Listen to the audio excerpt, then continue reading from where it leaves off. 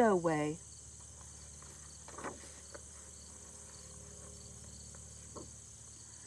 When Suni's great-grandma was 7, she was sold from the Virginia land to a plantation in South Carolina without her ma or pa, but with some muslin her ma had given her, and 2 needles she got from the big house, and thread dyed bright red with berries from the chokeberry tree. In South Carolina, Big Mama raised Suni's great-grandma, raised most of the slave children on the large patch of land. At night, Big Mama told the children stories she'd tell in a whisper about children growing up and getting themselves free, and the children leaned in and listened real hard. And in the daytime, when there was some few minutes for a slave to rest a bit, Big Mama taught Suni's great-grandma to sew colored thread into stars and moons and roads that slave children grew up and followed late in the night, a piece of quilt and the true moon leading them. Years passed. Big Mama moved on to the next world, and Suni's great-grandma grew up, jumped broom with a young man named Ensler, had herself a baby girl and named that child Mathis May. Loved that baby up so. Yes, she loved that baby up. And one day, Mathis May would be Suni's grandma, but not for a long, long time yet. In the meantime, she learned to sew. Beautiful girl child, learn to sew. When Mathis May was 7, she got sold away, took a star from her mama's blanket, took a little piece of the road, pressed it to her face when she wanted to remember back home, held it to her heart to feel back home, got herself a piece of muslin and some thread somewhere, and kept up her sewing. Sewed so fine, she was making clothes for everyone in the big house, and slaves too. And at night, she sewed stars and moons and roads, tiny patch pieces of stars and moons and roads.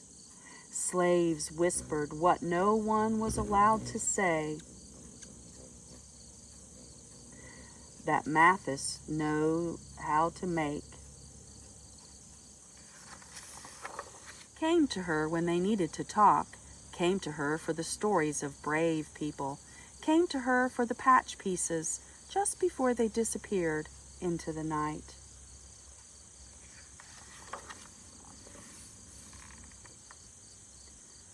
But Mathis May stayed on, grew tall and straight-boned, jumped the broom with another slave.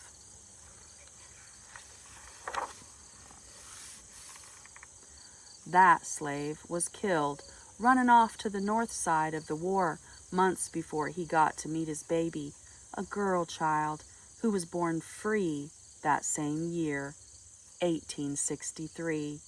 History went and lost her name. Years later, Suni came. Suni's mama held her up in the moonlight night, showed her the stars, the moon, whispered into her ear, "There's a road, girl, there's a road." Loved that Suni up so. Yes, she loved that Suni up. Suni and her mama stayed on the land they'd always known, picking cotton for a little pay and a piece of that ground to farm, called that land home. Stayed on with other people, none of them slaves anymore. Hard work making a life from pink day to blue-black night, but it was a free life just the same. And when the day was finally over, wasn't hard to find a thing or two to smile about. At night, they cut and sewed, strange lines and odd designs. People said about Suni, that child could find some beauty in so many things. When Suni was 7, she was tall and straight-boned, like her mama.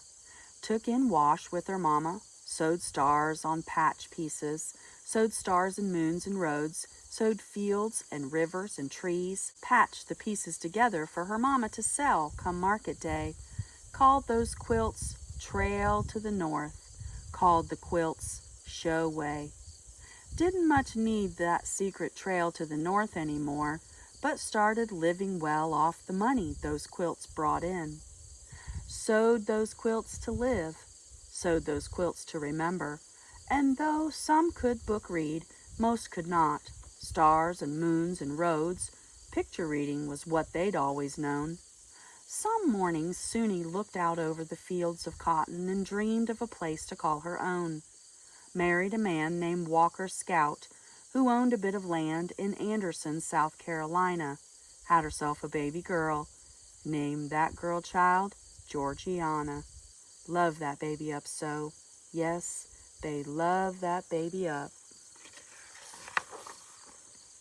Georgiana grew tall and straight-boned and free, picking out words from her mama's Bible by 3. Reading by oil lamp light at age 5. People say about Georgiana, she always had a book in her hand. Grew up to teach at a small school in Anderson. Had herself 2 girls at once, named them Caroline and Anne. Loved those babies up so. They loved those babies up. And Caroline and Anne grew up tall and straight-boned, turned 7. Walking in a line to change the laws that kept black people and white people living separate. They were a little bit scared sometimes, but pinned inside their dresses were show-way patches Grandma Suni had given them, and something about those patches made Scared hang his mean old head and walk away. Anne grew up to write poems, and sometimes she made the poems into songs. Caroline stitched those songs into art that people bought to hang up on their walls. Anne had me, and Mama loved this baby up so.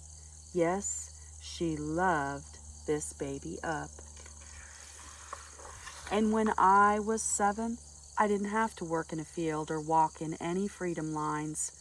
But I still read like Georgiana and wrote like Anne, and when the words were slow to come, I sewed stars and moons and roads into quilts and curtains and clothes, because Mama said all the stuff that happened before you were born is your own kind of show way.